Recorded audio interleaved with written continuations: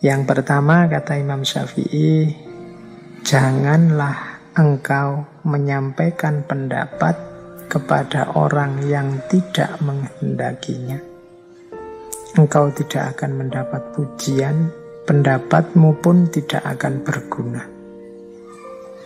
Jadi kalau memang jelas orang ini sudah tertutup, diberitahu tidak bisa, dinasehati mental, tipenya memang sudah seperti itu, ya kita jangan capek-capek, katanya Imam Syafi'i, ya, menyampaikan nasihat-nasihat atau pendapat-pendapat padanya. Karena tidak akan ada gunanya. Engkau pun tidak akan dipuji. Bahkan mungkin yang kau dapat hanya sakit hati, karena dia akan menertawakanmu, dia akan menganggapmu rendah, lemah, dan lain sebagainya. Jadi ya sudahlah, ada titik di mana kita berpikir taktis, strategis dalam kebaikan. Antara lain ya tidak usah capek-capek menasehati orang yang tidak mau, orang yang menutup diri. Cari strategi yang lain yang lebih efektif, karena nasihatmu tidak akan berguna, engkau pun tidak akan dapat pujian. Itu nasihat pertama. Bertemu orang-orang yang tidak pinter, orang-orang yang tertutup. Nah, yang kedua, silahkan hina diriku sepuas kalian. Aku akan tetap diam saja. Bukannya aku tidak punya jawaban, tetapi singa selalu tidak akan membalas gonggongan anjing. Nah, ini analoginya menarik. Jadi kadang-kadang ada orang yang tidak ngerti, orang ini tidak tahu, diberitahu tidak bisa, tapi tiap hari mungkin menghina kita, mengkritik kita, menjatuhkan kita, menunjukkan di mana kesalahan kita, padahal dia tidak ngerti duduk persoalannya. Katanya Imam Syafi'i, kalau menghadapi situasi yang rumit semacam itu, orang ini maunya apa sih? Dia tertutup, diberitahu tidak mau, tapi kelakuannya tiap hari menyakiti dan menyakitkan. Kata Imam Syafi'i, ya sudahlah, hinalah diriku sepuas kalian, tapi aku akan tetap diam. Bukannya aku tidak punya jawaban, tetapi singa selalu tidak akan membalas gonggongan anjing. Jadi menggonggonglah sepuasmu. Toh engkau diingatkan juga tidak mau, engkau diberi tahu yang benar juga tidak mau.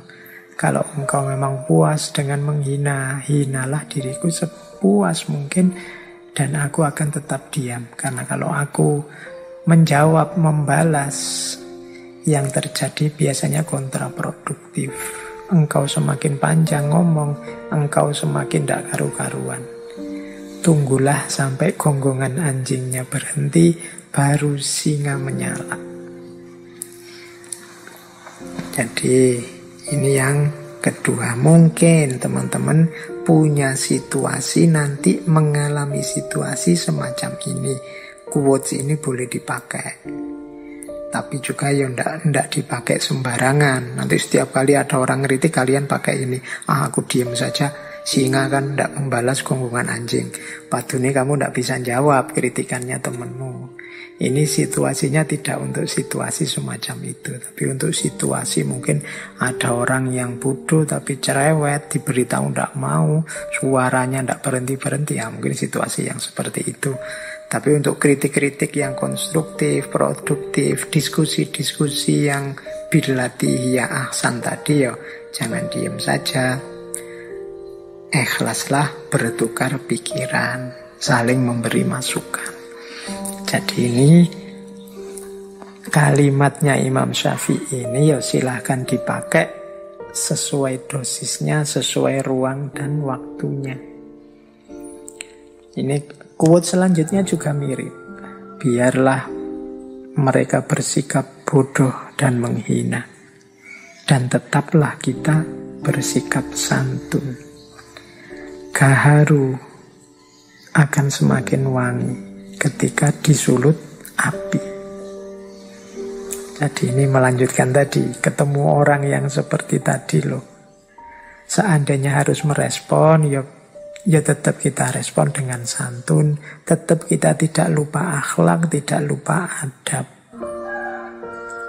Biar saja orang terus menghina kita, orang terus menyakiti kita. Kalau kita memang ada dalam kebenaran, ada dalam kebaikan, maka gaharu akan semakin wangi ketika disulut api. Gaharu itu ya kayak dupa itu kan, alat untuk menyebarkan aroma. Nah itu kalau ingin wangiannya semakin tersebar, ya apinya ditambah. Ya kayak dupa itu kan, ditiup apinya semakin muncul, kemudian aromanya semakin menyebar. Kayak kemenyan itu kan juga begitu. Nah, jadi biarlah orang menghina. Orang menghina kita itu kan semacam melemparkan api kepada kita, menyulutkan api dalam hati kita. Tapi tidak usah khawatir karena kita jenisnya gaharu. Semakin diberi api, kita semakin memberikan aroma wewangian. Maka respon apapun yang kita berikan harusnya tetap dengan jalan bersikap yang santun. Oke, mengapa sih harus diam? Mengapa sih kok tidak langsung ditabrak saja orang-orang seperti itu? Kata Imam Ghazali kata Imam Syafi'i selanjutnya, aku mampu berhujjah dengan 10 orang berilmu, tetapi aku akan kalah pada 1 orang yang bodoh, karena ia tidak tahu akan landasan ilmu. Nah ini menurut Imam Syafi'i, kalau sekedar debat, diskusi, melawan 10 orang aku bisa menang, aku bisa berhujjah. Tapi melawan 1 orang bodoh, ya sudahlah, aku tidak akan menang. Kenapa? Dia tidak ngerti landasannya ilmu, sehingga yang dia lakukan paling ya ngeyel, paling ya pokoknya, paling ya menganggap kebenarannya satu-satunya, tidak mau mendengarkan argumen yang lain, tidak mau mendengarkan dalil yang berbeda, tidak mau melihat perspektif yang berbeda. Diskusi dengan orang semacam ini tidak akan menang. Maka ya jalan satu-satunya ya sudahlah, seperti yang di atas tadi, bisa diam dan bisa tetap bersikap santun. Ya memang orangnya tidak ngerti, dijelaskan seperti apapun tidak akan mau dan tidak akan ngerti. Nah terus, menghindarkan telinga dari hal-hal yang tidak baik merupakan suatu keharusan, sebagaimana seseorang mensucikan tutur katanya dari ungkapan buruk. Ini zaman Imam Syafi'i, belum ada medsos, belum ada gadget, belum ada internet. Kalau hari ini informasi itu tidak hanya datang lewat telinga, tapi juga lewat mata. Jadi menjaga mata dari membaca hal-hal yang tidak baik, ini kalau mau dilengkapi. Menghindarkan telinga dari mendengar hal-hal yang tidak baik, ini keharusan. Kenapa? Membaca, mendengar itu sama dengan memasukkan sesuatu ke dalam diri kita. Ini kalau kita tidak hati-hati, kalau kita memasukkan juga yang rusak-rusak, sama artinya dengan merusak diri kita, merusak pikiran kita. Maka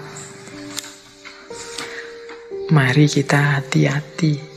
Lebih baik menghindar. Misalnya punya grup WhatsApp yang isinya begitu-begitu, terus yang tidak baik, ya sudahlah. Kalau ada tiba-tiba grup WhatsApp-nya penuh yang isinya begitu-begitu, ya dibersihkan saja, clear all. Mungkin bila perlu, tidak perlu dilihat-lihat. Kalau bisa keluar ya syukur, kalau tidak bisa keluar mungkin sungkan, mungkin tidak enak, ya sudah diem saja. Tiap kali penuh dibersihkan. Menghindari mata kita melihat hal-hal yang tidak baik atau telinga kita mendengar hal-hal yang tidak baik. Mulut kita kan juga harus dijaga, tidak ngomong yang jelek-jelek. Telinga kita berarti harus dijaga, tidak mendengar yang jelek-jelek. Mata juga harus dijaga, tidak melihat yang jelek-jelek. Ini kunci, salah satu cara agar jiwa kita tidak gelap. Jiwa kita tetap terang, tetap bisa menampung cahaya yang namanya ilmu. Mendengar yang tidak baik itu salah satu maksiatnya mata.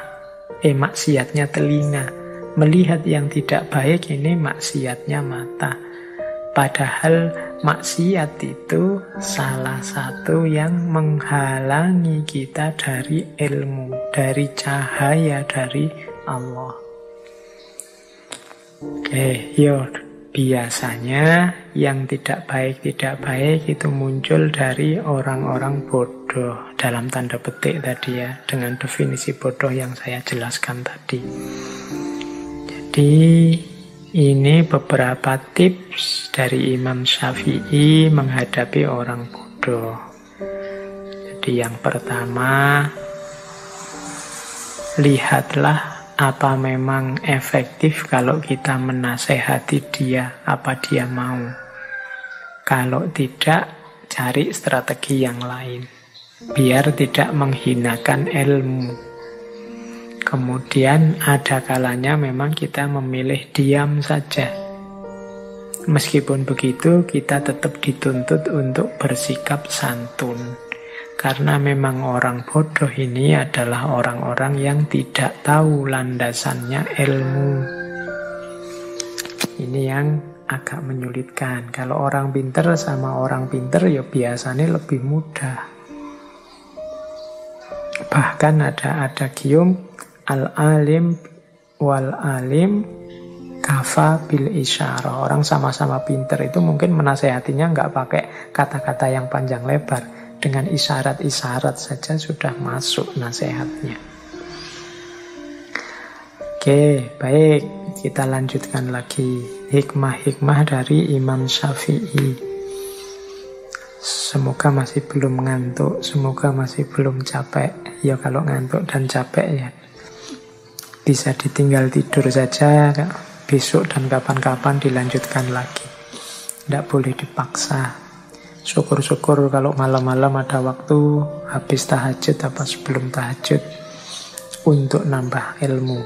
Imam Ghazali itu terkenal sekali waktunya di malam hari itu dibagi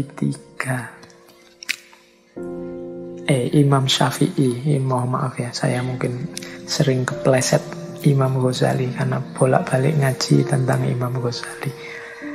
Imam Syafi'i ini dikenal waktu malam-malam beliau dipecah jadi 3. Sepertiga yang pertama untuk menulis. Ya kalau kita sebut saja untuk belajar. Sepertiga malam yang kedua untuk ibadah.